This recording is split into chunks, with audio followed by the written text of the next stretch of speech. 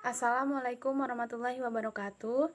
Kami dari kelompok 4 akan mempresentasikan hasil diskusi kami yang berjudul Peraturan Menteri Agraria dan Tata Ruang Kepala Badan Pertanahan Nasional Republik Indonesia Nomor 18 Tahun 2021 tentang tata cara penetapan hak pengelolaan dan hak atas tanah.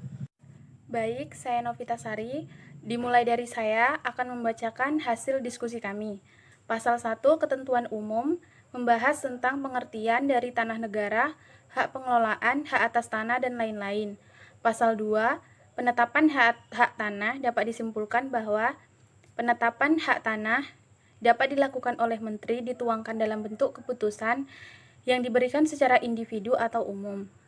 Kemudian pasal 3-19 perolehan tanah dapat disimpulkan bahwa tata cara mengajukan permohonan pengelolaan hak atas tanah, syarat tanah yang dapat diajukan permohonan pengelolaan hak atas tanah, pengertian dari tanah yang dapat diajukan permohonan hak pengelolaan atau hak atas tanah. Kemudian pasal 20-22 permohonan pengukuran bidang tanah. Pengukuran bidang tanah harus sesuai dengan peraturan perundang-undangan. Hasil pengukuran dituangkan dalam bidang tanah dan di dalam areal yang diukur terdapat penyanggah, sempadan, badan air, dan lahan konservasi, maka digambar pada peta bidang. Kemudian sumber air, sumber daya alam, sempadan, danau, situ, waduk yang dimohonkan sebagaimana telah ditetapkan oleh RTR, maka hak pengelolaan atau hak atas tanah wajib mempertahankan fungsi dan tidak boleh mengubahnya. Kemudian pasal 23-28 pengajuan permohonan hak pengelolaan hak atas tanah. Tempat pengajuan permohonan hak pengelolaan atau hak atas tanah, syarat dan kelengkapan dokumen, dan cara pengajuan permohonan hak pengelolaan atau hak atas tanah. Situs penguploadan berkas dan tanggung jawab pemohon atas berkas, kemudian pemeriksaan kelengkapan berkas. Setelah pemeriksaan dokumen persyaratan dinyatakan lengkap, maka diberikan surat perintah setor atas biaya penerimaan negara bukan pajak sesuai dengan ketentuan peraturan perundang-undangan. Setelah melakukan pembayaran, maka proses ditindaklanjut. Lampiran dalam rangka permohonan hak pengelolaan dan hak atas tanah. Kemudian pasal 29-34 persyaratan permohonan hak pengelolaan, asal tanah hak pengelolaan, pemberian hak pengelolaan yang berasal dari tanah negara, pengelolaan tanah ulayat dapat diberikan pada masyarakat hukum adat yang diakui keberadaannya sesuai dengan ketentuan peraturan perundang-undangan. Hak pengelolaan tanah negara diberikan pada subjek hak pengelolaan. Persetujuan tugas dan fungsi yang tidak langsung berhubungan dengan pengelolaan tanah. Syarat permohonan hak pengelolaan yang berasal dari tanah negara. Dokumen perencanaan, peruntukan, penggunaan, dan pemanfaatan negara. Pasal 35-38 tata cara penetapan hak pengelolaan setelah diterima lengkap dan pemohon telah melakukan pembayaran, maka panitia A melakukan pemeriksaan tanah dan jika pemeriksaan tidak sesuai maka diberitahukan kepada pemohon. Baiklah, materi selanjutnya akan disampaikan oleh Yeni Haryati. Saya Yeni Haryati akan melanjutkan menjelaskan materi selanjutnya, yaitu tentang pasal 39 kewajiban pemegang hak dan pengelolaan. Dapat disimpulkan, pemegang hak pengelolaan berkewajiban melaksanakan pembangunan dan atau mengusahakan tanahnya, memelihara tanah, menjaga fungsi konservasi sempadan dan air atau fungsi konservasi lainnya, membuat rencana pemanfaatan ruang, melepaskan hak pengelolaan dan menyampaikan laporan setiap akhir tahun mengenai penggunaan dan pemanfaatan tanah hak pengelolaan. Pasal 40 yaitu larangan pemegang hak pengelolaan. Dapat disimpulkan, pemegang hak pengelolaan dilarang menguras atau menutup perkarangan atau bidang tanah lain dari lalu lintas, namun akses publik dan atau jalur air, merusak sumber daya alam dan kelestarian, menelantarkan tanahnya, dan mendirikan bangunan permanen. Selanjutnya pasal 41, yaitu hak pemegang dan hak pengelolaan. Dapat disimpulkan pemegang hak pengelolaan berhak mengenakan tarif dan atau uang wajib tahunan sesuai dengan ketentuan Perpu, memanfaatkan dan melakukan kerjasama pemanfaatan tanah dengan pihak lain. Pasal 42 yaitu pemeliharaan data dan hak pengelolaan. Dapat disimpulkan hak pengelolaan tidak dapat dilakukan pemeliharaan data atau peralihan hak, pembebanan hak, pemecahan, dan pemisahan atau penggabungan. Dan hak pengelolaan hanya dapat dilepaskan, diberi hak milik, dan dimohonkan oleh pihak lain yang memenuhi syarat. Pasal 43 yaitu pemanfaatan tanah hak pengelolaan. Dapat disimpulkan hak pengelolaan yang penggunaan dan pemanfaatan seluruh atau sebagian tanahnya untuk digunakan sendiri atau dikerjasamakan dengan pihak lain dapat diberikan hak atas tanah, serta hak pengelolaan diberikan hak milik, maka hak pengelolaan dilepaskan oleh pemegang hak pengelolaan. Selanjutnya pasal 44, perjanjian pemanfaatan tanah. Perjanjian pemanfaatan tanah, perpanjangan dan atau pembaruan. Dapat disimpulkan hak atas tanah di atas hak pengelolaan dialihkan kepada pihak lain, maka dibuat perjanjian pemanfaatan tanah baru dengan ketentuan. Jangka waktu hak atas tanah merupakan sisa jangka waktu hak atas tanah yang telah diberikan sesuai perjanjian pemanfaatan tanah sebelumnya dan tidak dikenakan tarif dan atau uang wajib tahunan. Pasal 45 yaitu dapat disimpulkan jangka waktu hak atas tanah di atas hak pengelolaan diberikan tidak melebihi jangka waktu dalam perjanjian pemanfaatan tanah dan diberikan hak milik, maka pemegang hak pengelolaan melepaskan hak pengelolaannya dengan menerbitkan surat persetujuan pemberian hak milik atas bagian tanah hak pengelolaan. Sekian dan terima kasih. Assalamualaikum warahmatullahi wabarakatuh. Saya Nur Azizah Kori Mulia Dalimunte akan melanjutkan materi selanjutnya. Pasal 46, ketentuan diberikan hak milik, maka pemegang hak pengelolaan melepaskan hak pengelolaannya dengan menerbitkan surat persetujuan pemberian hak milik atas bagian tanah hak pengelolaan. Dalam hal hak pengelolaan untuk tanah transmigrasi tidak digunakan sesuai dengan maksud dan tujuan pemberian haknya, dan hak milik tidak digunakan sesuai dengan maksud dan tujuan pemberian haknya. Pasal 47, tanah hak pengelolaan diberikan hak milik atau hak pakai dan diberikan atas sebagian tanah hak pengelolaan, maka dilakukan pencatatan penyesuaian data luasan hak pengelolaan.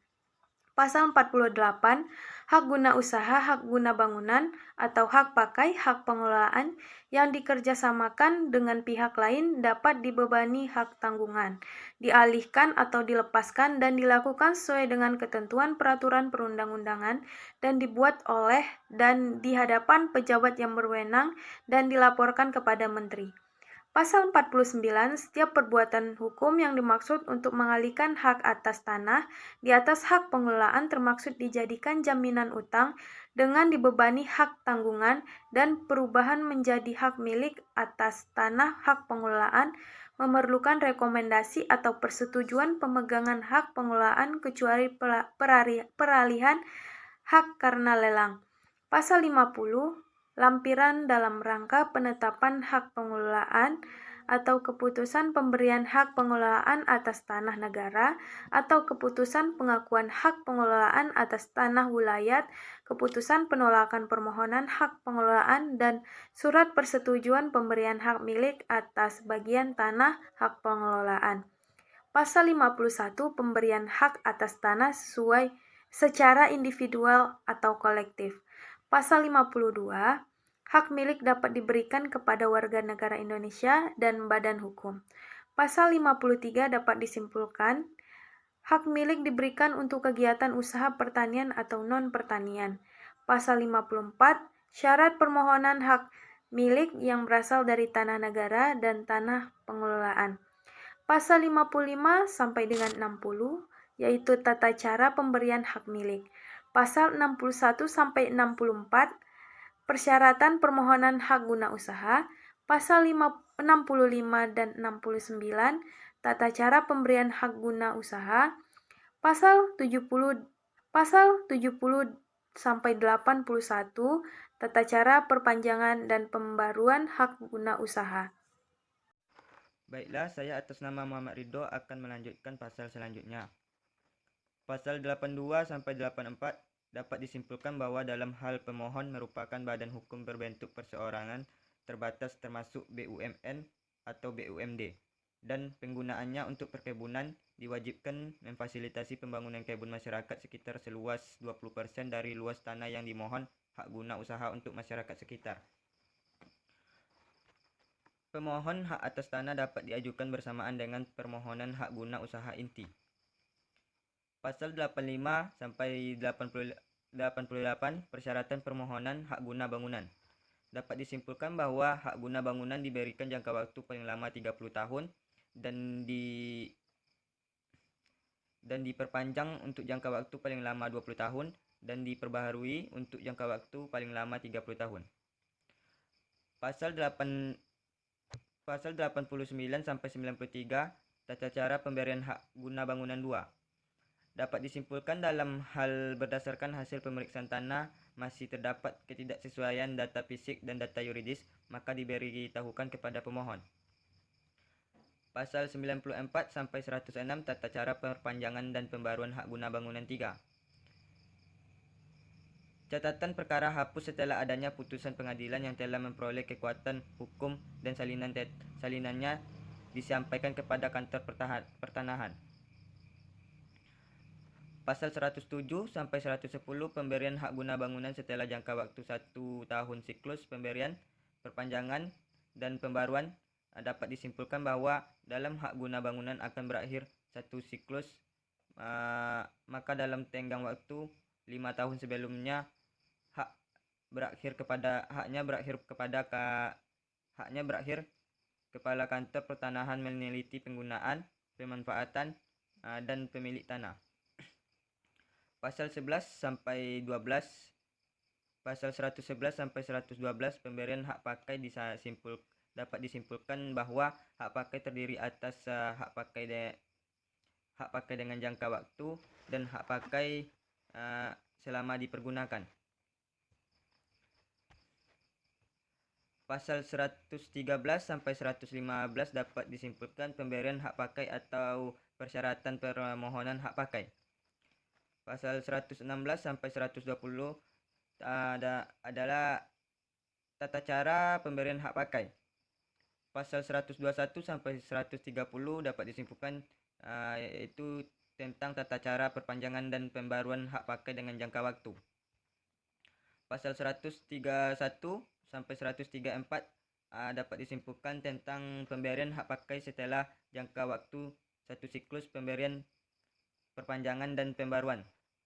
Pasal 135 sampai 137 dapat disimpulkan tentang pemeriksaan tanah yang dilakukan secara umum. Assalamualaikum warahmatullahi wabarakatuh. Perkenalkan, nama saya Muhammad Naim dengan nomor NIM 11920714513.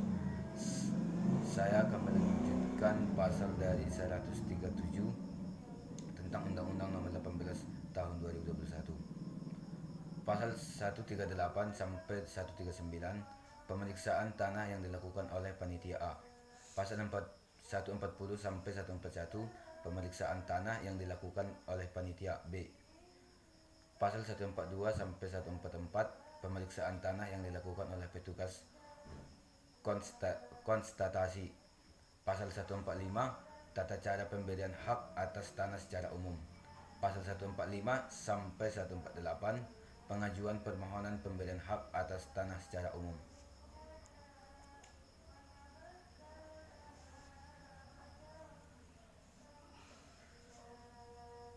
Pasal 149 sampai 153 pemberian hak milik atas tanah untuk rumah tinggal, rumah toko, dan rumah kantor. Pasal 154 sampai 157 pemberian hak milik untuk rumah tinggal yang telah dibeli oleh pegawai negeri dari pemerintah. 158 sampai 162 pengubahan hak milik menjadi HGB atau hak pakai, HGB menjadi hak pakai atau hak pakai menjadi HGB dapat dimohon. 163 sampai 169 perubahan hak guna usaha menjadi HGB atau hak pakai. 170 sampai 172 pengajuan permohonan izin peralihan hak atas tanah. Pasal 12 sampai 175 persyaratan permohonan izin peralihan hak atas tanah. 176 sampai 182 tata cara penerbitan izin pengalihan hak atas tanah. Pasal 183 sampai 184 pelepasan hak atas tanah atau hak pengelolaan. Pasal 185 sampai 188 tata cara pemberian dan batasan atas kepemilikan rumah tempat tinggal atau hunian oleh orang asing. Pasal 189 sampai 191 tanah reklamasi. Pasal 192 dapat disimpulkan reklamasi yang dilakukan tanpa izin reklamasi. Pasal 193 sampai 199 dapat disimpulkan pemberian hak pengelolaan dan atau hak atas tanah di pulau kecil dan wilayah perairan. Pasal 200 sampai 203 dapat disimpulkan kewajiban penerima hak pengelolaan dan hak atas rumah. Pasal 204 sampai 205 dapat disimpulkan pengawasan dan pengendalian. Pasal 206 sampai 207 dapat disimpulkan ketentuan peralihan. Pasal 208 sampai 209 dapat disimpulkan ketentuan penutup. Baiklah, sekian dari saya. Bila ada mohon maaf. Wabillahi taufiq wal hidayah. Assalamualaikum warahmatullahi wabarakatuh.